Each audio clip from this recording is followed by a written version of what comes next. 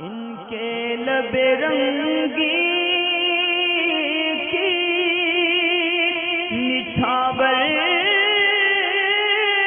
थी कि जिसने अक्ल में इजाफ़ा करने वाली यानी क़ुव्वत हाफिज़ा को बढ़ाने के लिए कुछ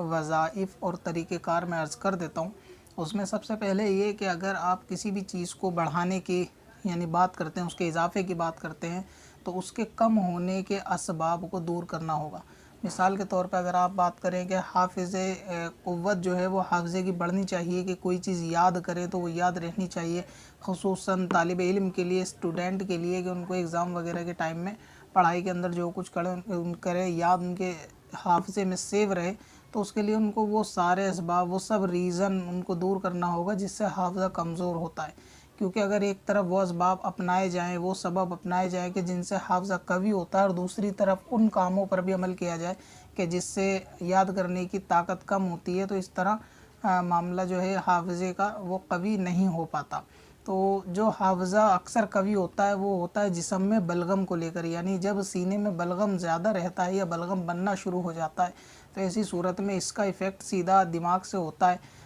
तो उसमें याद करने की ताकत, दिमाग की कमज़ोरी आना शुरू हो जाती है। तो अगर कोई शख्स ये चाहता है कि उसकी याद करने की ताकत बढ़ जाए एग्ज़ाम के टाइम में, या वैसे जो भी वो याद करे उसको याद रहे, तो उसको चाहिए कि उन चीज़ों से खाने पीने में दूर रहे जो चीज़ें बलगम पैदा करती हों। इसकी मिसाल इस तरीके से लेंगे जैसे पानी का ज़्यादा पीना ये बलगम को पैदा करता है, दूध का ज़्यादा पीना ये जिस्म में बलगम को पैदा करता है। इसी तरीके से ठंडे पानी का पीना यानी फ्रीज़ के ठंडे पानी का ज़्यादा इस्तेमाल करना ये जिस्म में बलगम को पैदा करता है। तो इनसे जब जिस्म में बलगम ज़्यादा पैदा होता है तो दिमागी ताकत याद करने की वो कमज़ोर होती है।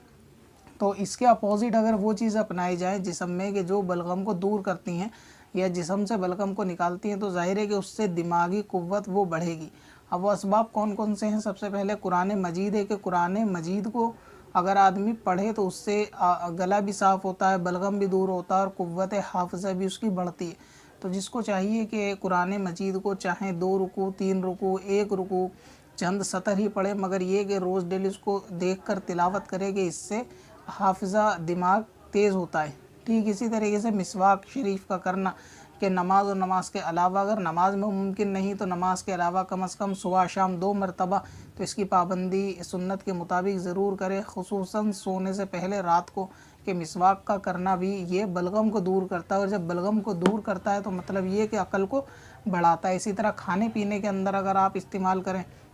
तो अपने डॉक्टर या तबीब से मशवरा कर सकते हैं कि वो चीज़ें खाने पीने की कि जिनसे बलगम दूर होता हो, अगर उनका इस्तेमाल किया जाएगा तो यकीनन उनसे अक़ल में इजाफ़ा होता है। इसकी एक मिसाल खाने पीने में आप मुनक्का को ले लें कि जो मुनक्का होती है ये भी बलगम को दूर करती है और अक़ल को बढ़ाती है। हज़रत अली रज़ियल्लाहु ताला अन्हु का फरमान है कि 21 मुनक्का यानी 21 मुनक्का अगर रात को पानी में भिगो के रख दी जाएँ और सुबह इनका पानी फेंक कर ये खाली मुनक्का खा ली जाए और इनके बीज निकाल के फेंक दिए जाए, खाली मुनक्का खा ली जाए, तो ये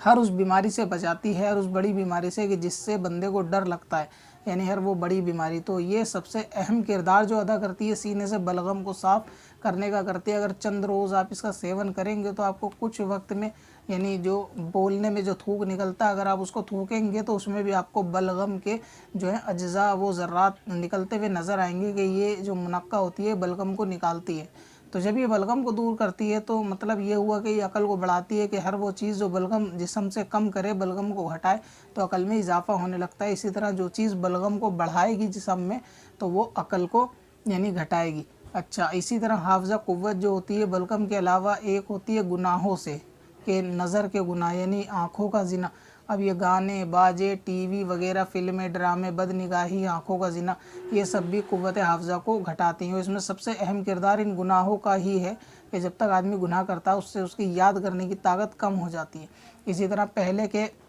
बुज़ुर्गान दीन की जो याद करने की क़ुव्वत हाफ़िज़ा थी वो कवी इसीलिए होती थी क्योंकि वो गुनाहों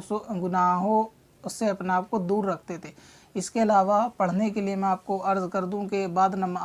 नमाज फ़र्ज़ पंजगाना नमाज़ों के बाद सर पर अपने हाथ रखकर या कविय्यू 11 मरतबा पढ़ सकते हैं। इससे भी इंशाअल्लाह ताला दिमाग का हाफ़िज़ा तेज़ होता है और वो तालिब इल्म जो अभी यानी तालिब इल्मी के दौर में चल रहे हैं, अपने स्टडी के टाइम में चल रहे हैं, तो उनको चाहिए कि बाद नमाज फ़ज्र 1000 मरतबा या सलामू का फिर करें, तो इंशाअल्लाह ताला उनकी पढ़ाई में तरक्की भी होगी और साथ में उनके अक्ल में इजाफ़ा भी होगा, याद करने की क़ुव्वत में इजाफ़ा होगा। पत्थर में हसन लाले पुरनवार